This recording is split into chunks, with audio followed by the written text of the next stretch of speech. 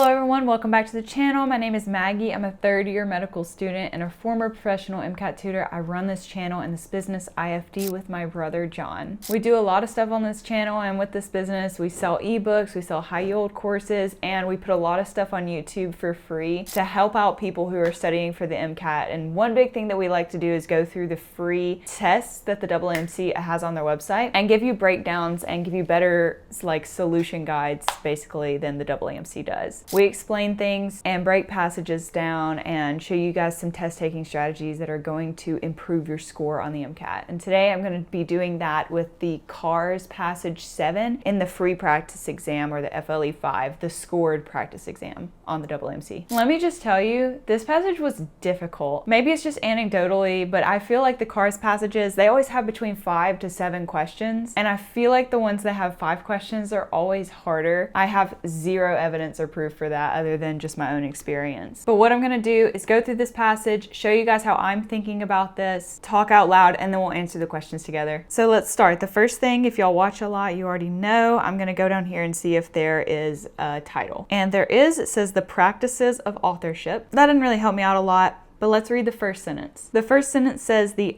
auteur theory. I'm not going to pronounce anything in this passage correctly, by the way. The auteur theory of film and its champions emerged in post-World War II France when a group of young film enthusiasts encountered a deluge of Hollywood cinema, embargoed for part of the war, and expressed dissatisfaction with what they saw as a banal tradition in French cinema. So this is the first thing we're dealing with. This is our main idea at this time. As I go through a CARS passage, I have a main idea in my head the entire time, but I'm tweaking it as I get exposed to new ideas or arguments. By the end of the passage, I will have a main idea that I can answer most of my questions with. So right now it's just the first sentence. It sounds like some French people did not like the American cinema that they saw, and they came up with this auteur theory of film. The next sentence says, at its heart, auteur theory contends that the director of a film is its author. So I don't know what that has to do with Hollywood cinema, so I'm just going to kind of keep going with what I have right now, that some French guys did not like what America was putting out. Filmmaker and writer Alexandra Asterix's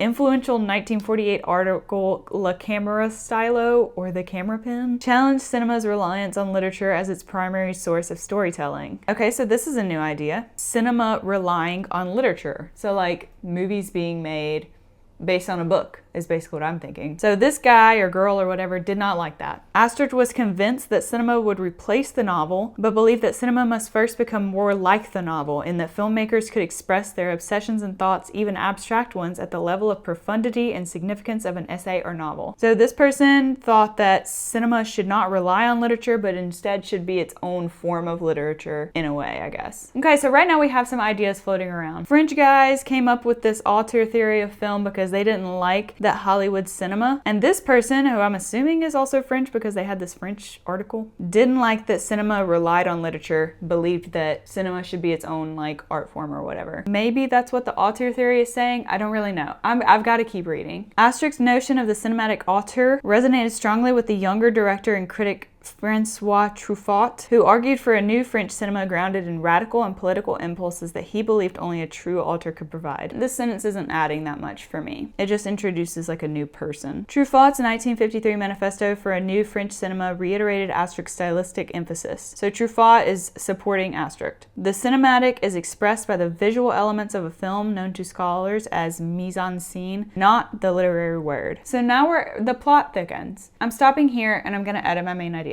So basically, the French came up with this auteur theory of film because they didn't like what they saw in Hollywood. And the auteur theory of film says that cinemas should not rely on literature. It should kind of be its own sort of art form, maybe more based on the visual elements of a film. It's a long main idea. We're gonna have to trim this down a little bit, but you guys get the gist. Film scholar John Caughey argues that the attention to the mise en scène, which is the visual elements of, I'm just gonna replace that honestly, argues that the attention to the visual elements of a film is probably the most important contribution of auteur theory to the development of a precise and detailed film criticism, engaging with the specific mechanisms of visual discourse, freeing it from the literary models, and from the liberal commitments which were prepared to validate films on the basis of their themes alone. This sentence feels important. I can't exactly say why, Maybe it's because it's long, or maybe because it adds sort of a lot of like arguments that I just want to pay attention to. And I will say, I never highlight in CARS passages. I don't believe in it, but I'm going to do it for this passage because this passage is tough and it's thick. And it's really hard for me to keep track of all the things in my head, maybe because I don't know anything about film. But I am going to highlight certain aspects of this sentence. And what I'm going to highlight are these like specific mechanisms it's talking about here. It says specific mechanisms of visual discourse frees it from literary models and from liberal commitments that were prepared to validate films on their themes alone. So this feels like more support for this auteur theory. It's mentioning visual things again. So this supports the whole idea that cinema is its own art form away from literature because of its mechanisms of visual discourse or of visual elements. Again, we're freeing it from literary models. So that's just more support. And from the liberal commitments which were prepared to validate films on the basis of their themes alone. So this is really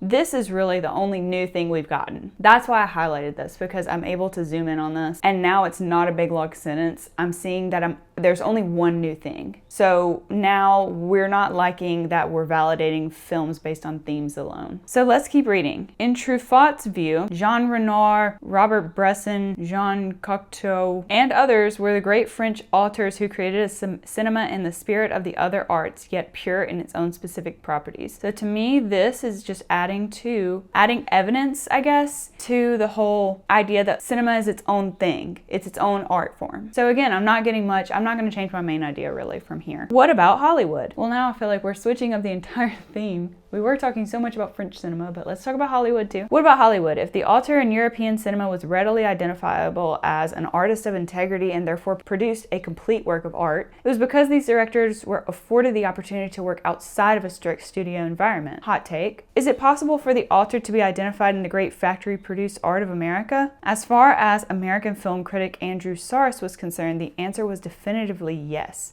Okay. This is important because this is a new thought that is not only brought up, but it is supported by evidence of some film critic. So all this crap up here can be thought of in the context of American cinema as well, in this factory-produced art of America. If the French recognized the importance of Hollywood directors, why were American critics unable to see their contributions? Yet to make the case that popular culture and mass-produced art was worthy of critical discussion was no easy matter. Okay, let's edit our main idea a little bit. And also, I think I'm going to cut some fat on it. So the French auteur theory of film says that cinema is its own art form because of the visual elements or the visual discourse. And this idea is applicable to American cinema as well. I think that's where I'm at. Sarah sought to bring critical analysis to Hollywood cinema against a background of critical condescension. I'm also seeing a lot, this is kind of an aside, but I'm seeing a lot about like critics, critical analysis. Maybe I'm just scarred from the formalist critic passage in the CARS Q-Pack. Like, I don't have anything about critics or critical anything in my main idea. Maybe I should put something in there. Let's read a little more and see if they expand on this. To do this, he identified the film's director as the criterion of value and opposed the contemporary practice of film criticism that relied on reviewing the star, screenwriter, and or producer. So that kind of goes back to this very first paragraph, where it said the director of a film is its author. So now we're putting this importance on the director of a film in the critical analysis of that film. Sarris established a set of evaluative criteria to determine the worth of the American director as auteur. These included technical competence, the presence of a distinct visual style, and the emergence of interior meaning, which Sarris maintained arose from the tension between the director and the conditions of production in which the director worked, the system of film studios in Hollywood, California. This is another time when I'm going to break my golden rule to never highlight in a CARS passage, and I'm going to highlight these because this feels like, maybe this is just my take because I've done hundreds of CARS passages in my life, but when they give you one of these sentences that's like 3 different things, I just feel like they usually ask what that is. Clearly, Sarris's methodology slipped dangerously into overly subjective analysis. His goal, however, in Toward a Theory of Film History, was to shake film criticism out of its resistance to engage with Hollywood cinema. Foreign films, documentaries, and avant-garde or experimental films were not morally superior. I need to add something about criticism into my main idea. It's pretty clear that we're talking something about criticism, right? We're not just talking about theories. So maybe something like, I'm going to trim some fat as well because I think I've been adding arguments into my main idea, which is fine when you have a working main idea, but at the end I want this to be clean. So I'm going to say the auteur theory of film said that cinema is its own art form, reliant on directors as authors, I think is what it's saying, and should be critiqued as such. And I have in the back of my head some of the arguments that I cut, those being the reasons why cinema is its own art form away from literature, like the visual discourse and blah blah blah, and keeping in mind that European cinema and American cinema was seen as different from one another. I think those are both arguments and I can't really put them into my main idea cleanly, but they feel important to me, so I am going to keep them in the back of my mind. Ed Buscombe, or Buscom, I don't know, recommends that critics study 3 factors to create alternatives to the auteur approach: the effects of cinema on society, the effects of society, including ideology, economics, and technology on cinema, and the effects of film on other films. That feels so out of left field. Who is this man? This just feels like something that they put in there so that they can ask a question and not necessarily something that really fits into the main idea. So I think I'm going to keep my main idea. This is definitely just an argument. So my main idea now, auteur theory says that cinema's its own art form with the director at the center of everything and that it should be critiqued as such. This is sort of an arguments heavy passage. Anyway, going on to the questions, this is question number 39. Based on the passage, how are proponents of auteurism most likely to react to a thematic mode of film criticism? So I don't know if you guys remember, but they did say something about theme up in the passage, and it was something that we highlighted. This is when it mentions themes. And it was this film scholar guy saying that, essentially saying that auteur theory frees cinema from literary models and from liberal commitments which were prepared to validate films based on their themes alone. So themes are bad. We don't want cinema to be only based on themes. Remember, we want it to be based on like visuals and things like that. It's not a book, it's a whole different art form. So I would think if someone supports auteurism, they would not support a thematic mode of film criticism. And you see how I'm answering this question before I go into the answer choices? That's very, very important for cars. You don't want to waste time. I'm on 22 minutes of filming right now, and all I've done is read the passage because this thing is tough. This passage is tough, so you don't want to spend a bunch of time on the questions. So proponents of auteurism are not going to like it. They are going to react with an enthusiastic endorsement of his political approach. No, they're not going to like it. With an argument that is insufficiently attuned to the importance of a studio environment. No, right? Even like this is almost opposite. Auteurism was not like French cinema is not confined to a studio. That was like the whole France versus America thing. That has nothing to do with auteurism and thematic modes of film criticism. With the claim that it fails to pay adequate attention to the visual dimension of film. Bingo! So this is thematic versus visual, and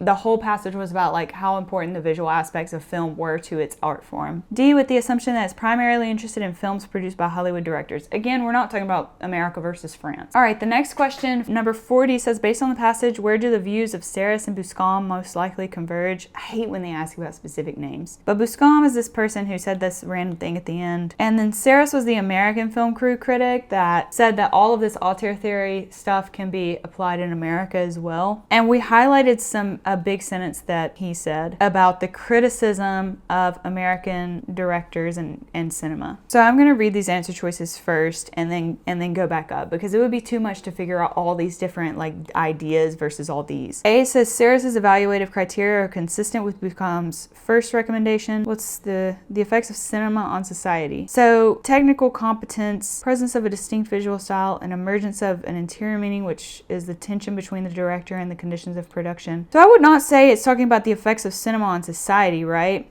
Maybe more like the effects of society on cinema, because we're talking about this tension that the director has to work within a certain amount of conditions that society is theoretically imposing on the director. So I wouldn't say the first recommendation. I'd more likely say the second one. B says Serres' discussion of interior meaning is consistent with Buscom's second recommendation. Exactly, right? That's what I was just saying. The effects of society on cinema are directly tied to the tension between a director and the conditions of production in which the director worked. I'm assuming that this means like how society can impact a director's view of something, how they can impact a director's ability to put something forth in a film, that would tie into interior meaning. So I like answer choice B. Because I like that and I'm spending way too much time on this passage so far, I'm gonna skim through the next ones. Saris's argument about foreign films and documentaries conflicts with Buscom's third recommendation. So Saris was, remember, saying that they're just not morally superior, and Buscom said the effects of films on other films. So I think that Saris was saying that foreign films just are not morally superior, but he wasn't saying anything about the effects of one film on another. So that's not the same thing. D says Saris's overall approach to American directors supports Buscom's overall approach to film criticism. So basically, is this and this saying the same thing? No, not really. Like, not overall. Like, I think there's one aspect that may overlap, and it is this second point with the whole interior meaning thing, which is what B is saying. So that's just a better answer. The next question says, why does the author most likely cite John Coe in paragraph 3? So if they mention a paragraph, I always like to go up and look at it. John Coe argues that the attention to the visual elements of a film is probably the most important contribution to the development of a precise film criticism, engaging with the specific mechanisms of visual discourse, freeing it from literary models, and the liberal commitments which were prepared to validate films on the basis of their themes alone. So that overall, like that quote or whatever, like supports the main idea. It supports this whole auteur theory thing. So why did the author cite that person? To argue that precision and detail have long been lacking in film criticism. They didn't mention precision and detail at all, unless they were maybe saying that a cinema can reflect a book with a certain amount of precision, but they didn't even really talk about that. So that's not, and John Coe definitely wasn't. B said to identify the most prominent directors in the auteurist tradition. No, I don't even think he was a critic, right? He's a film scholar. He's not a director. C says to describe the intellectual basis of the liberal approach to film. So it did say something about liberal commitments, like liberal criticism or something like that, but it didn't even go into detail about that. So I don't really like that answer choice. D, to explain one view of the central achievement of the auteurist perspective. Yes, right? Like it was just one guy and he just agreed with the auteurist perspective. And I'm assuming that's why he cited him, just because he's like a film scholar. It's one of those things where you can just add more evidence by getting someone like an expert in the field. So it was just one view. The next question says, historically, some literary critics have routinely disparaged certain popular genres, such as mystery, thriller, or romance novels. Assuming this to be true, how does it relate to passage claims? So this reminds me of that last thing where I was talking about how American films and popular culture and mass-produced art. And this is saying that certain literary critics, not cinematic critics, but literary critics have also disparaged certain popular genres. And so how does that relate to passage claims? And A, it supports Ostrich's approach to the role that literature should play in relation to film. No, right, because we're not talking about literature with film at all. We're just talking about the critiques of certain genres in both. It calls into question the evaluative criteria developed by Saris. So the evaluative criteria developed by Saris was this stuff that we highlighted. And I think that all of this was about films. It wasn't even talking about particular genres. It was talking specifically about how we can critique the director as the author of a film.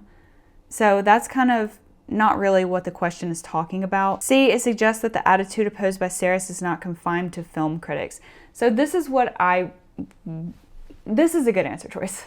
Because essentially what this question has said is, hey, there is an idea that was kind of proposed in a way in the passage, and there's a similar situation that's going on in literary critics. So what does that say? It suggests that this attitude is not confined to film critics. The same attitude that Saris opposed, which was that this factory-produced art of America or popular culture, mass-produced art, was not worthy of discussion. Like, Saris opposed that idea. He believed that it was like worthy of discussion and was worthy of criticism, or was like worthy of being taken seriously, I guess I should say. But basically that attitude is present in film but also in literature. So that's the correct answer choice. And D, it suggests that advocates of the auteur theory may have misjudged the typical tendencies of critics. I think that they probably have judged them correctly. If auteur theory is saying that this like mass-produced kind of genres or this like popular culture type stuff is not worthy of discussion, that's what auteur theory believed. Or like, I hope I'm saying this like in a way that's coming across. Auteur theory believed that those things were not currently being taken seriously, but that they should be taken seriously. At least Saris believed that. So they haven't misjudged the typical tendencies of critics by some fact that literary critics also feel that way. So that's not right, that's opposite. The next question, the last question, says, which claim from the passage is not supported by evidence or elaboration? And this is tough, because when they put a paragraph in there, I'm gonna go back in. And so this is just a waste your time kind of question. Asterisk, Le Camero Stylo challenged the place of literature in cinema. Paragraph 2. Okay, it says it right here. Le Camero Stylo challenged cinema's reliance on literature as its primary source of storytelling. And then there's more about it right here. Asterisk was convinced that the cinema would replace the model, but believed that the blah, blah, blah. We read it. So this is all evidence. This is all support for this idea. So probably not. I mean, maybe it's the least supported, but it's not supported. Truffaut's important work was in some sense inspired by Asterisk in paragraph 3. So now this is what they were talking about. Truffaut's 1953 manifesto was reiterated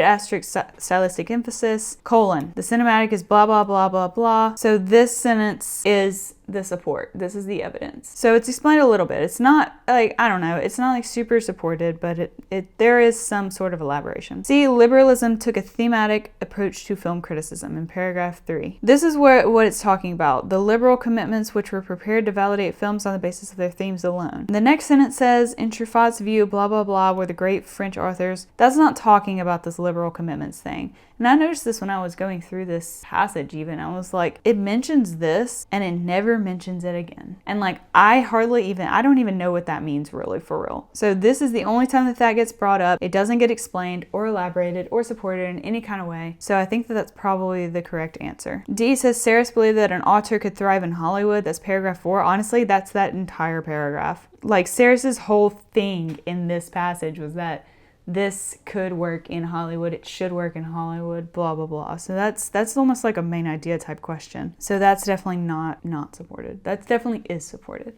So that's all I have for you guys today. My audio battery's about to die, but this was a difficult passage. When you come across passages like these, I recommend that, like, when you're reading, you cannot read things and start to deliberate on what individual words or phrases mean. Sometimes you just have to keep reading and keep reading the sentence, keep reading the next sentence until it like makes sense. Because if we don't have any kind of like schema in our head of what this freaking passage is talking about, we can't zoom in on these tiny little words to try to see what they mean. We have no schematic context for those words or phrases. So you just have to like continue to read that passage until it makes sense. If you have to reread a sentence a couple times, like that's fine, but just don't take things in isolated chunks and expect them to make sense when it's about, film criticism. Like I have no clue what film criticism is about, so I'm not going to understand like the auteur theory of film until I continue reading and it explains a little bit what it is. So that would be my advice for you guys on this. If you like this video, please leave a like and a comment. It means so much when you guys can share this material, let other people know about what we're doing here at IFD, and I wish you the best of luck while you're studying for your MCAT. Check the description below for all the things that we're doing, a link to our Discord,